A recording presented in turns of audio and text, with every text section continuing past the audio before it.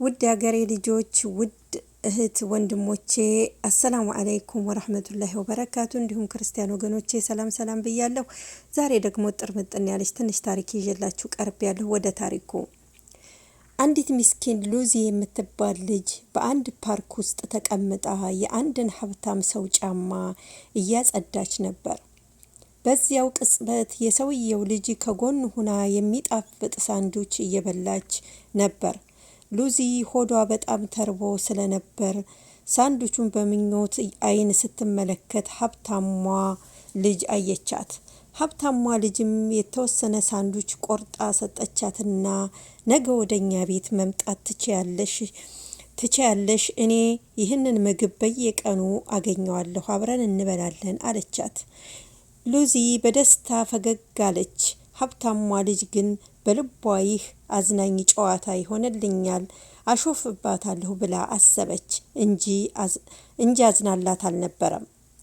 በሚቀጥለው ቀን ሉዚ የተባለችው ቦታ ሄደችና የግቢውን በር በጉጉት አንኳኳች። በድንገት ሀብታሟ ልጅ በሩን ከፈተችና አንድ ባልዲ ቀዝቃዛ ውሃ በላይዋ ላይ ደፋችባት። አንቺ ለማኝ አለቻት። አንቺ ለማኝ እዚህ ልትለምኝ ነው የመጣሽው አይደል ብላ ጮከችባት። ሉዚ በድንጋጤ እየተንቀጠቀጠች ጓደኛሞች ነን ብለሽኝ ነበር እኮ አለቻት። ሀብታሟ ልጅ ግን በንቀት ሳቀች። አብደሻል እንዴ? እኔና አንቺ በጭራሽ ጓደኛ መሆን አንችልም።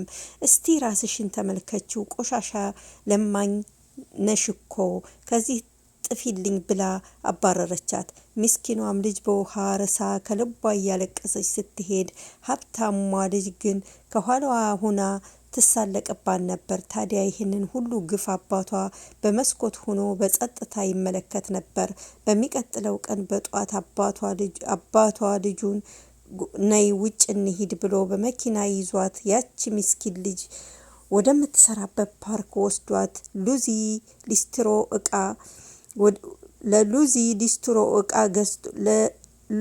ሊስትሮ እቃ ገዝቶ አንቺ እንደሷ ረዳት ትሆኛለሽ፣ አብረሻት ጫማ ጠራጊ ትሆኛለሽ አላት። ልጅቷም በድንጋጤ ምን አባዬ እየቀለድክ ነው አይደል አለችው። አባትየውም ግን ፊቱ ተቀይሮ በራስሽ ለፍተሽ ገንዘብ ካላገኘሽ ዛሬ ወደ ቤት እንዳትመጪ፣ የሰው ልፋትና ሕመም ምን እንደሆነ ማየት አለብሽ ብሎ ትቷት ሄደ። የሀብታሟ ልጅ በጣም ተበሳጨች። ስሚ አንቺ ለማኝ፣ እኔ ይህንን ቆሻሻ ነገር አልነካም ብላ አኮረፈች። ነገር ግን ሉዚ ምንም ሳትል ስራዋን ቀጠለች። ጫማዎቿን ተራ በተራ ወለወለች። ሰዓታት አለፉ። ሀብታሟ ልጅ ራባት እና በረሃብና በጥማት መቆም አቃታት።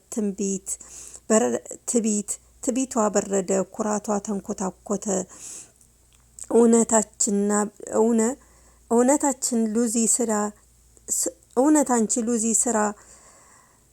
አንቺ ሉዚ ጋር ተጠግታ እባክሽ አስተምሪኝ ብላ ጫማ መወልወል ጀመረች።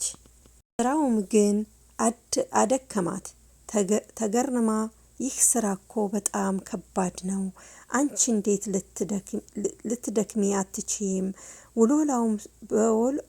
በውሏም ሰዎች እንዴት ችላ እንደሚሉ አስተዋለች። አንዳንዴ በንቀት ያያቸዋል፣ አንዳንዶቹ ይሰድቧቸዋል፣ ሌሎቹ ደግሞ ክፍያ ከልክለው።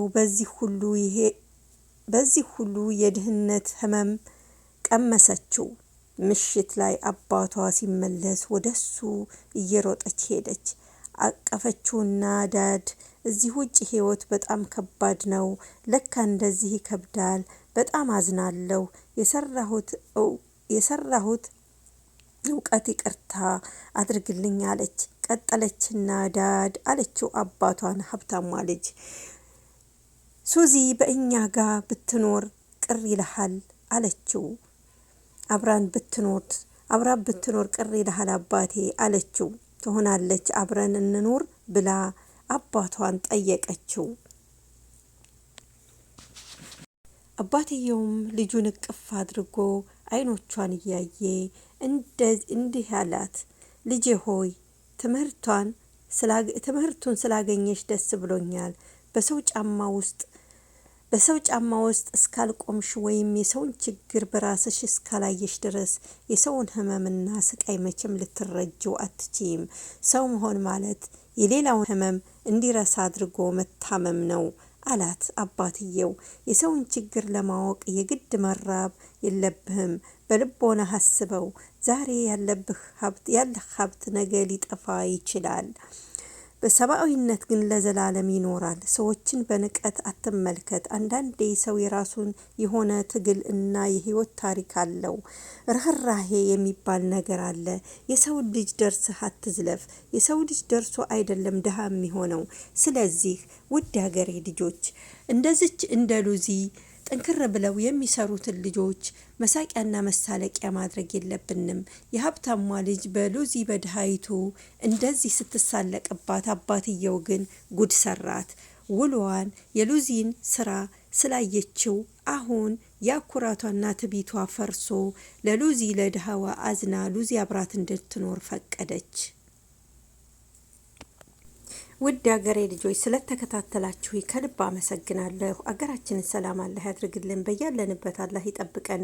ክፉን ነገር አላህ የያዝልን። ወጥቶ ከመቅረት አላህ ይጠብቀን። እህት ወንድሞቼ ለላኮ መንዛ ዩቲዩብ ቻናልን ሰብስክራይብ እያደረጋችሁ ቤተሰብ እንሁን። ሰብስክራይብ ያደረጋችሁ ላይክ፣ ሸር በማድረግ ቅንነታችሁን አሳዩኝ። እህት ወንድሞች አላህ ከእናንተ ጋር ይሁን። አሰላሙ አለይኩም ወራህመቱላሂ ወበረካቱ።